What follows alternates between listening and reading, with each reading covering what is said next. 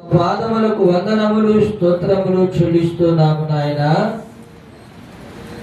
అయ్యా, ఈ సమయములో చదివిన లేఖనము ద్వారా మీరు మాతో మాట్లాడండి. ప్రతి వారికి వినగలిగిన చెవులను, గ్రహించగలిగిన హృదయమును దయచేయండి. విను బుద్ధిని పుట్టించండి. ప్రతి విధమైన అల్లరి మీ నామం పేరిట బంధించండి. ఈ దాసుడినైన నన్ను దయతో జ్ఞాపకము చేసుకునండి. నా నడుము కట్టండి, నా నోచాన్ని మాటలు ఉంచండి. ప్రభువా, మీరు హెచ్చాలి, నేను తగ్గాలి. నన్ను జ్ఞాపకం చేసుకుని సహాయపడుతూ రమ్మని యేసు ప్రభువారి నామం పేరిట ప్రార్థన చేసి వేడుకుంటున్నాము తండ్రి. ఆమేన్. మన ప్రభువును రక్షకుడైన యేసు క్రీస్తు ప్రభువారి అత్యున్నతమైన ఘనమైన నామం పేరిట నేటి దినము చెరువచ్చిన వారందరికీ, యంత్ర శబ్దము ద్వారా వింటున్నటువంటి వారికి ప్రభు నామం పేరిట వందనాలు చెల్లిస్తున్నాను. ప్రియరా, అందరికీ వందనాలు.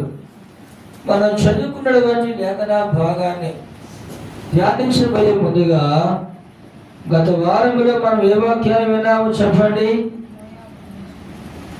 దేని గురించి అంట? మోయాబును గురించి మనము విన్నాము పిల్లరా. దేని గురించి?